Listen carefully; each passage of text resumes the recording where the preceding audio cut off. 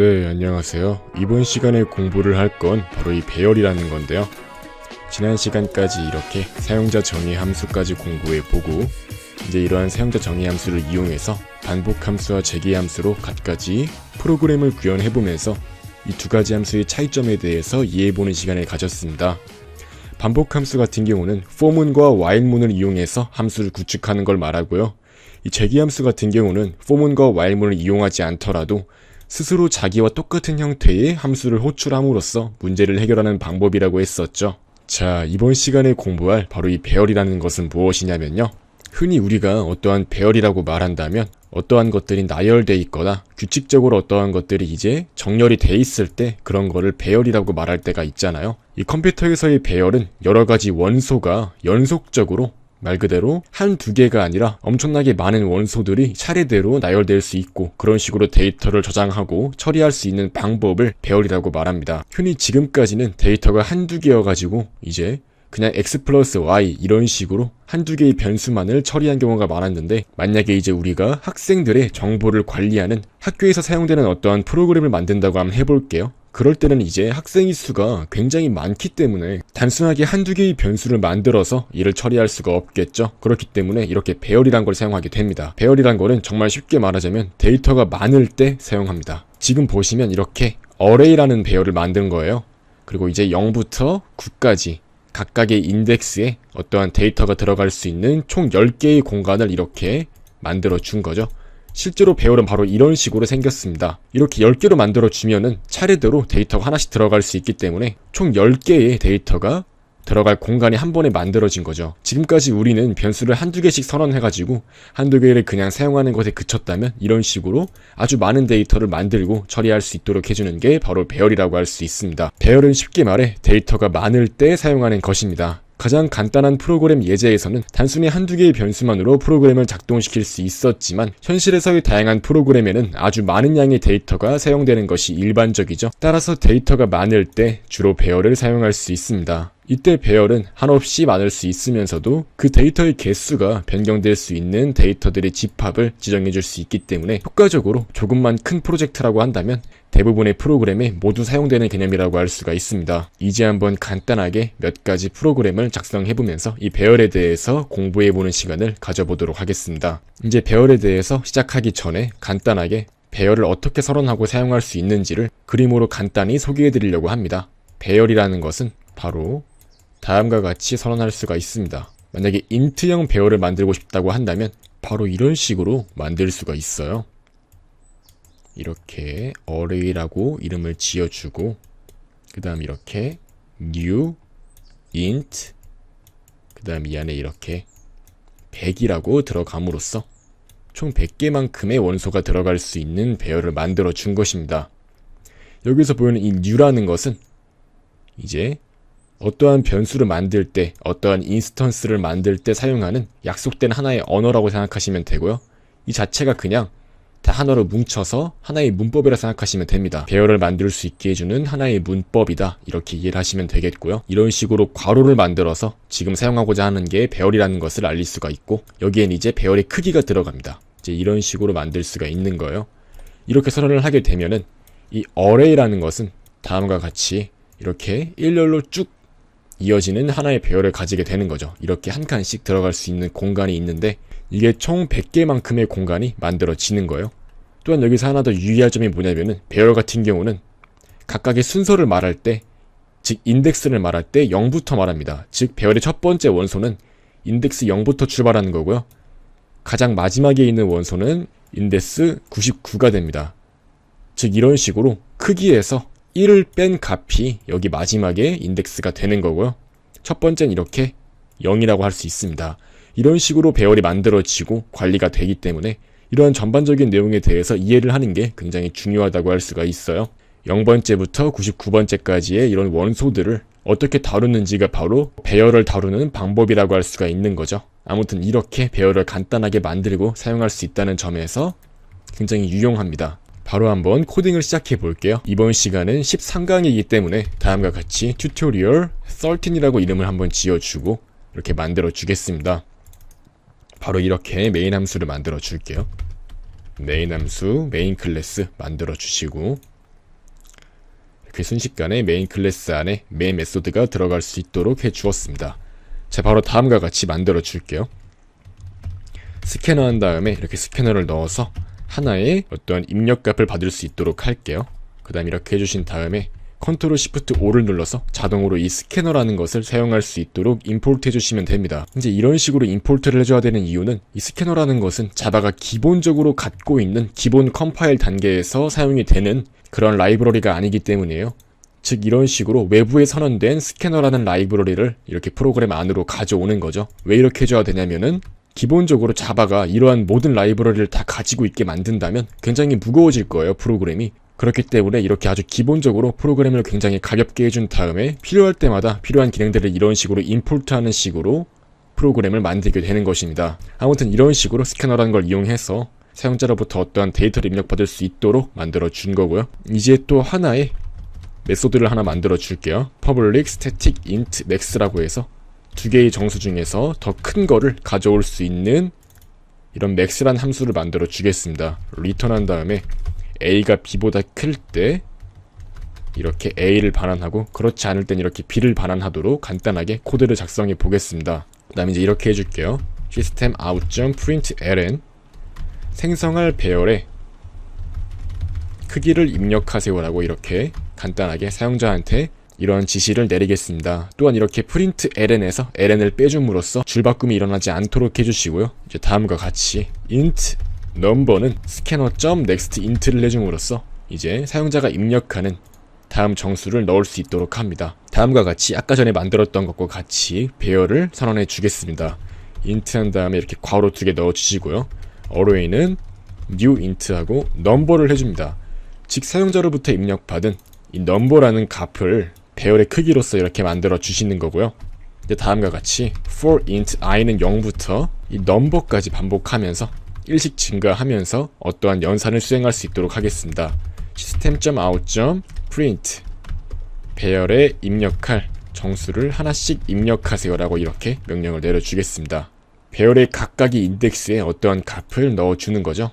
지금 보시면 만약에 우리가 맨 처음에 생성할 배열의 크기에 5를 넣었다고 한번 가정해 볼게요.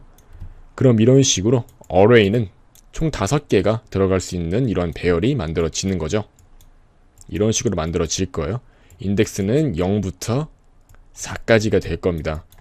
이제 이런 식으로 만들어진 다음에 이제 각각의 인덱스에 해당하는 어떠한 원소에 값을 넣어줄 수 있도록 하는 거예요. 즉 0부터 4까지 어떠한 값들을 넣어줄 것입니다. 바로 다음과 같이 해주면 되겠죠. array 한 다음에 이렇게 괄호를 만들어 주시고 i를 넣어줍니다. 그 다음 이제 scanner.next int를 넣어주는 거죠. 이렇게 해주시게 되면은 i는 0부터 출발해서 4까지 증가합니다. 그렇기 때문에 이 0부터 4까지의 각각의 위치에 어떠한 값들이 들어가게 되는 거예요. 즉 이렇게 여기 같은 경우는 array 이렇게 가로치고 0이 되는 거고요. 여기 같은 경우는 이제 array 한 다음에 가로치고 4가 됩니다. 이제 이런 식으로 array 0부터 4까지 어떠한 값들을 넣어주는 거예요. 이제 이런 식으로 해주면은 모든 배열을 처리할 수 있기 때문에 굉장히 유용하다고 할 수가 있겠죠. 다음과 같이 해주겠습니다. int result는 -1을 넣어줍니다. 그 다음에 for int i는 0부터 number까지 1씩 증가하면서 이 result에 max 한 다음에 result array i를 넣어줍니다. 이게 무슨 의미냐면은 가장 큰 값을 찾아주는 거예요. 다만 각각의 정수는 양수라고 가정하겠습니다. 그렇기 때문에 먼저 -1을 넣어주게 되면은 모든 값들은 다 -1보다 크기 때문에 말씀해드렸듯이 각각의 넣는 입력값을 양수라고 이렇게 한정하기 때문에 리설트와 비교해서 모두 다 리설트보다 클 것입니다. 결과적으로 이걸 수행했을 때 현재의 리설트, 즉 현재 가장 큰 값을 리설트라고 했을 때 현재 가장 큰 값과 현재의 원소, 현재 비교하는 원소를 비교해서 더 큰 값을 리설트에 넣어주는 것입니다. 즉 만약에 하나씩 예를 들어보자면 이렇게 7, 10, 5, 4, 3 이런 식으로 데이터가 들어가 있다가 한번 가정을 해볼게요. 맨 처음에 리설트가 -1이죠. 그렇기 때문에 이걸 맨 처음 수행했을 때 i가 0일 때는 바로 이 7과 -1을 비교하게 됩니다. 그 중에 더 큰 값이 이 max란 함수에 의해서 반환이 됨으로써 그게 리설트에 담기게 되는 거죠. 즉 -1과 7 중에서 더 큰 값인 7이 이제 리설트에 담기게 됩니다. 이게 7로 바뀌는 거고요. 이제 그 다음에 i가 1 증가해서 i가 이제 1이 되었을 때는 이 10과 7을 또 비교하게 됩니다. 지금 더 큰 값이 10이기 때문에 또 이제 이렇게 10으로 바뀌게 되겠죠.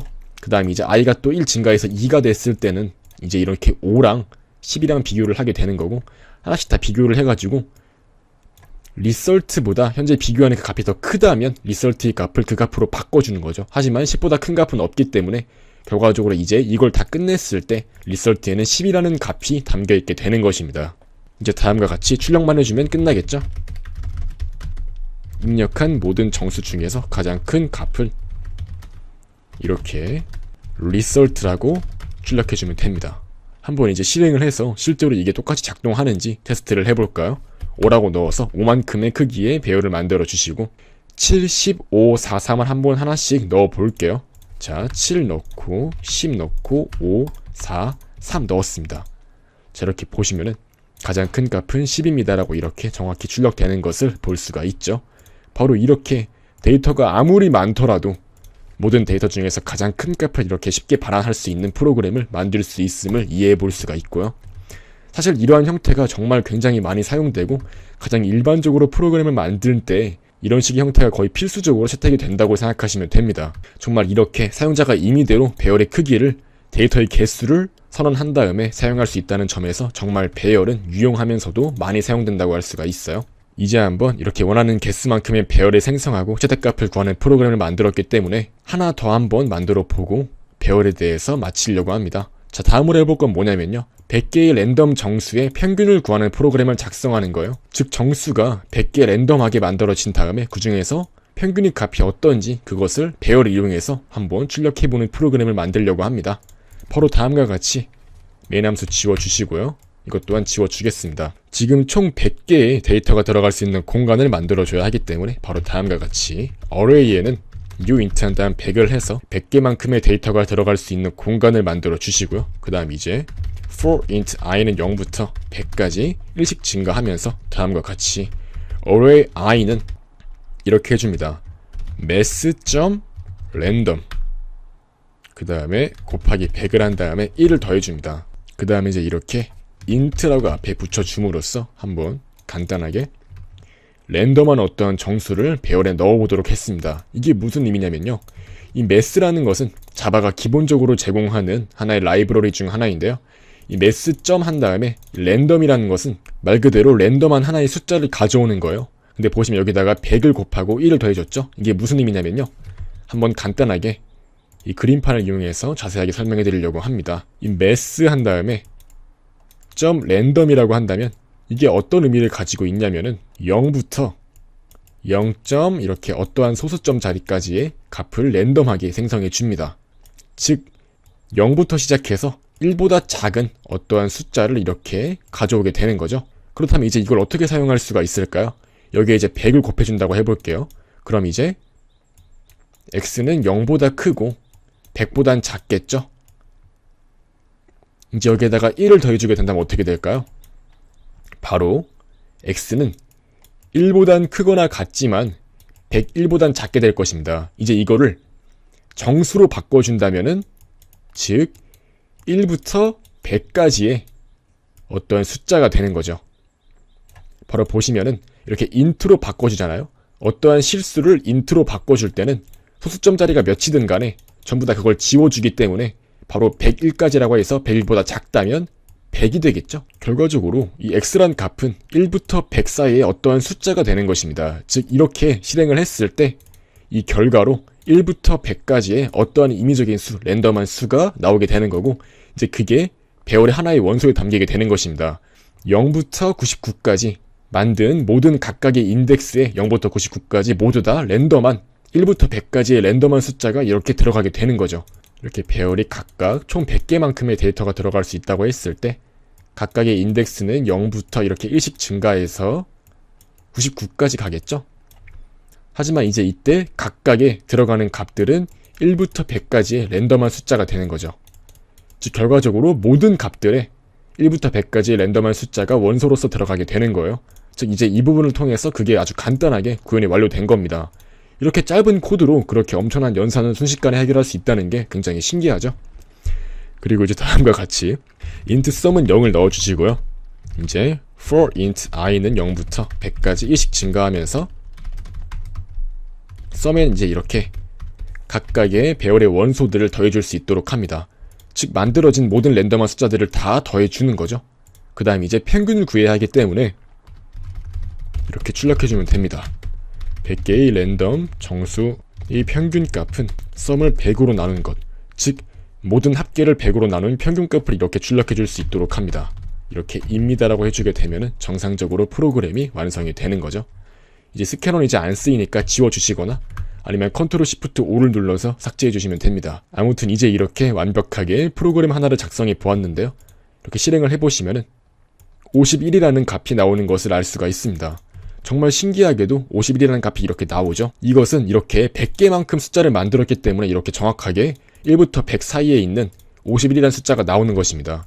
몇 번을 실행해 봐도 거의 51에 가까운 숫자가 나오는 것을 알 수가 있어요. 대부분 다 이렇게 거의 50에 가까운 숫자에서 결과가 나오죠. 왜 그럴까요? 아무리 1부터 100까지 숫자를 만든다고 하더라도 지금 데이터가 100개잖아요. 데이터가 굉장히 많기 때문에 웬만해서 이제 50으로 수렴을 하는 거예요. 데이터가 많으면 많을수록 통계적으로 당연히 그 평균값인 50으로 51에 가까운 숫자가 나오기 때문인 거죠. 실제로도 이제 이런 식으로 각종 통계에 활용되는 기법으로서 이 랜덤이란 걸 많이 사용해요. 그리고 이제 이런 식으로 많은 데이터를 사용해서 확실하게 통계적으로 평균값이 어딘지 그런 것들을 쉽게 구해낼 수가 있는 것입니다. 굉장히 신기하면서도 이제 이렇게 배열이 얼마나 강력한 힘을 가지고 있는지 이해를 하셨을 거라고 믿습니다. 네, 아무튼 이렇게 간단하게 배열을 이용해서 여러가지 프로그램을 만들어 보았는데요. 사실 이렇게 배열 같은 경우는 처음 접했을 때는 조금 난해하게 느껴질 수가 있지만 실제로 배열 같은 게 정말로 많이 사용되면서 이 배열이 사실상 프로그램에서 거의 데이터를 저장하고 처리하는 데 있어서는 주축이 되는 역할을 하기 때문에 굉장히 중요하다고 할 수가 있어요. 아무튼 이렇게 이번 시간엔 배열에 대해서 알아보는 시간을 가졌습니다. 배열이란 것은 데이터가 많을 때 그 많은 데이터들을 효과적으로 처리하고 저장할 수 있도록 해주는 하나의 자료 형태라고 할 수 있는 거죠. 네, 이렇게 이번 시간에 공부했던 각종 배열에 대한 개념과 예제들을 복습해 보면서 확실하게 숙지할 수 있도록 합니다.